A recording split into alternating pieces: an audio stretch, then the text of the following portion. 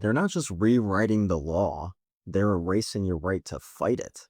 Welcome to our series on the Big Beautiful Bill, Trump's $4 trillion plan to bankrupt the future and bubble wrap himself in legal immunity like it's the last egg at the demolition derby. And today we're talking about one of the sneakiest, scariest parts, a rule change that would block federal judges from issuing nationwide injunctions. Now, I get it. That sounds like something you'd scroll past on C-SPAN at 2 a.m. But it's not how you lose power to stop a law before it steamrolls your life. Right now, when the federal government breaks the Constitution, and yes, they still do that, a single federal judge can say, nope, shut it down. This doesn't just hurt Bob, it hurts everyone. So I'm stopping it for everyone. But this bill says judges can only stop it for Bob. You know what that means? If they outlaw left-handed people from voting and Bob sues, only Bob gets the exemption. Congrats, Bob. The rest of you better switch hands or start practicing forgery. It's the legal version of patching one tire on a burning bus.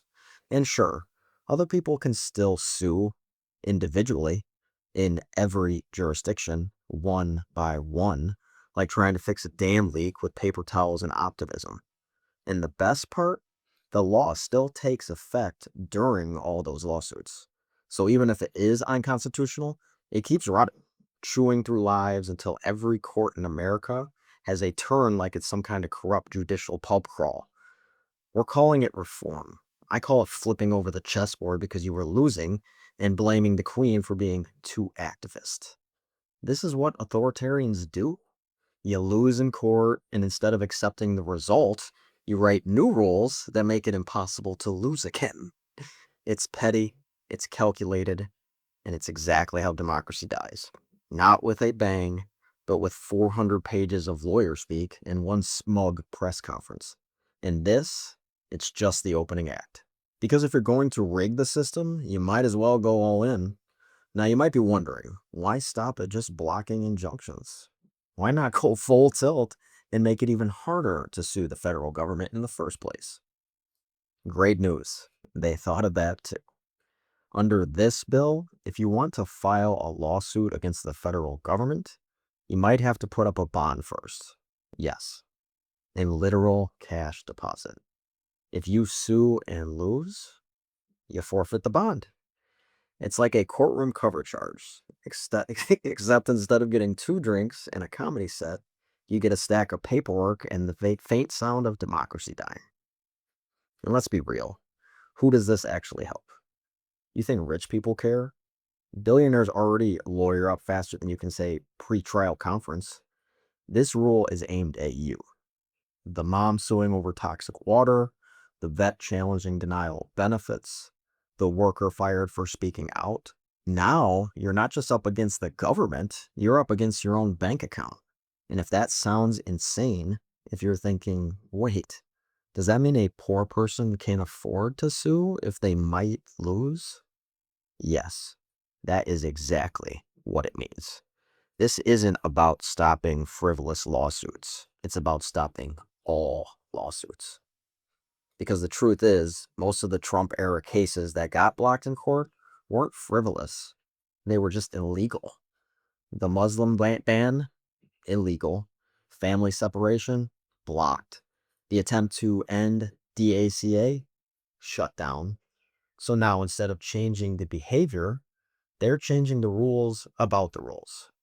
And let's talk about class action lawsuits. You know, the only tool regular people have to challenge a giant corporation. Well, this makes those harder too. Because who's going to risk millions in bonds to represent a group of people with nothing? Sorry, but nobody. That's who. You don't get Aaron Brockovich. You get a prepaid legal plan, a chatbot named Gavin, and a follow-up email that says, your feedback is important to us. They say this will cut costs and protect taxpayers from abusive litigation. Sure. And I say if Trump wants to cut costs, maybe stop filing so many losing lawsuits. You're the one racking up the bill, big guy. This isn't reform. It's legal duct tape over a broken conscience. And it's not fixing the system, it's putting it up for sale. Because if they're going to burn the courthouse down, they might as well sell the ashes as a fundraiser. Let's say, just hypothetically, you're one of the rare Americans who actually tries to hold your government accountable. You go to court, make your case, win, and get an order that stops the illegal thing from happening. Congratulations. That's what we used to call justice. Now, under the big beautiful bill, the judge can say, sure, this is illegal, but they're only allowed to help you. Just you. Just your case, no one else. Which is how we get to the next level innovation from hell, the death of nationwide injunctions.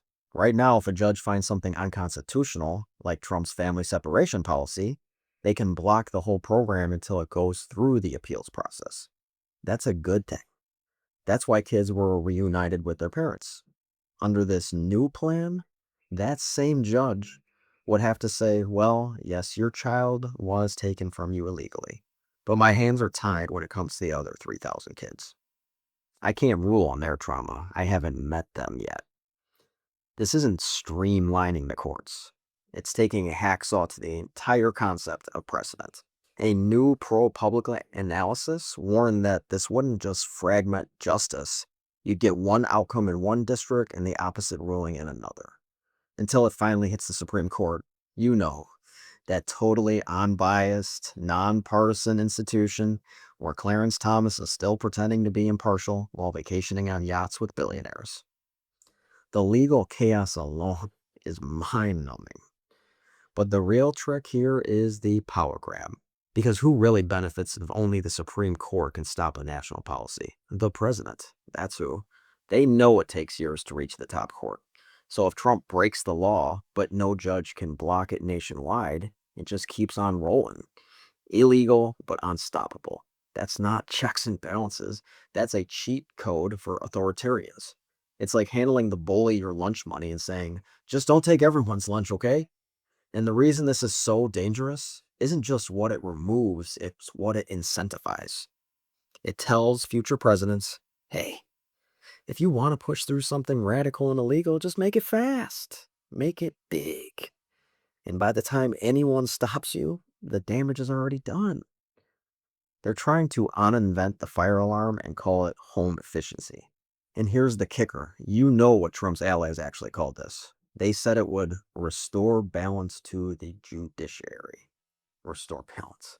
Right. Like tying a judge's hands behind their back and yelling, you're free now, because nobody built a trap this elaborate just for fun. There's always a target.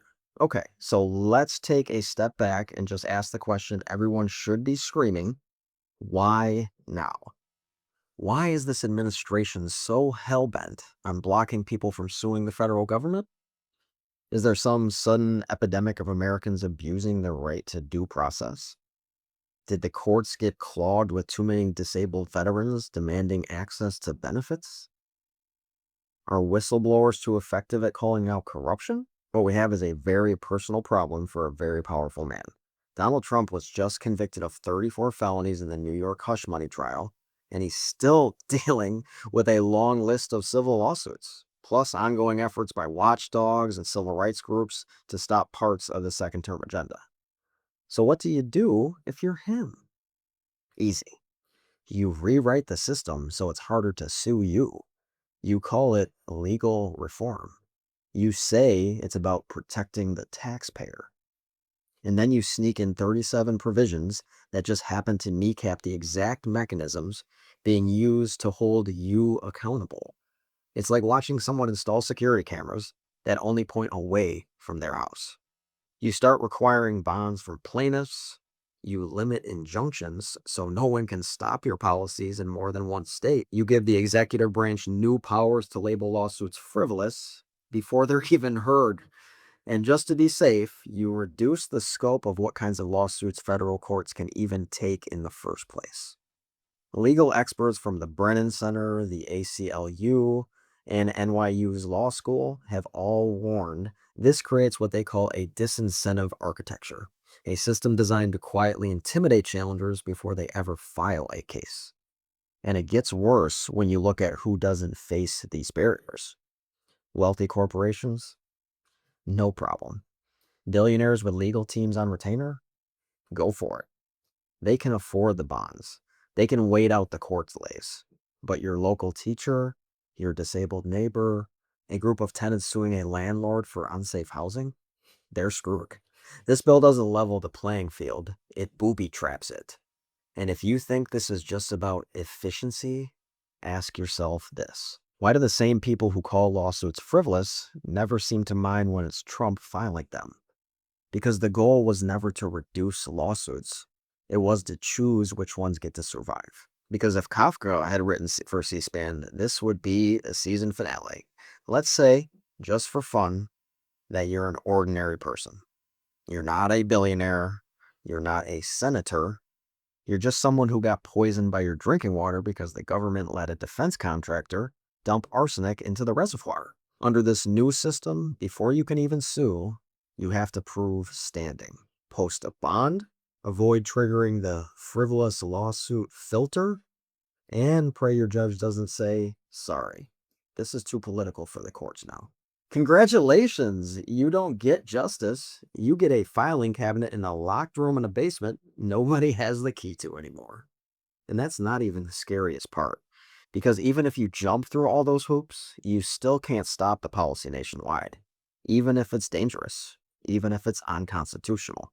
Under the big, beautiful bill, you only get to protect yourself. That's it. You win a case in New York? Cool. The same law keeps rolling in Texas, Florida, Missouri, wherever else it was steamrolling people to begin with. That's not fixing the courts. That's isolating victories so they don't spread. It's the public interest version of you can sit with us, but you can't talk to anyone. And remember, when a judge does issue a ruling the administration doesn't like, they can now turn around and say, well, this judge is acting outside their authority. That's judicial overreach. We're going to investigate the investigator. Which is amazing because that's what banana republics do. That's the system where the powerful get to choose their own referee. It's like losing a monopoly and then suing the banker for bias. And this bill doesn't just make that possible, it normalizes it. It turns retaliation into a governing principle. You speak up, you get buried in bond requirements and threats of disbarment. You sue, you better hope it's local, narrow, and non-threatening to the administration's long-term plans. And let's say you win. Great. They'll just change the law again and pretend it never happened. This isn't reform, it's selective gravity. You fall, they float. Because if you think this hasn't happened before, you're not paying attention. Or you skip that chapter and how it starts. You want to know what this looks like in the long run? When courts get stripped of power, when lawsuits are only for the rich, when entire regions get carved into lawless exceptions, it's not new. It's a tactic. Hungary's Viktor Orban did it. He passed laws limiting judicial review, stacked the courts with loyalists, sound familiar, and rewrote the rules so that constitutional changes don't even require a real debate. Result? Courts became a formality, and Hungary, a democracy in name, became an autocracy in practice. Turkey's Erdogan did it.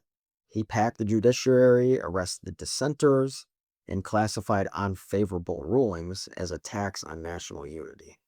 That also sounds familiar. The courts stopped being a check on power. They became enforcers of it. Russians' Putin did it. After losing a few, early court battles, he overhauled judicial structures until judges were handpicked and rulings aligned with the Kremlin.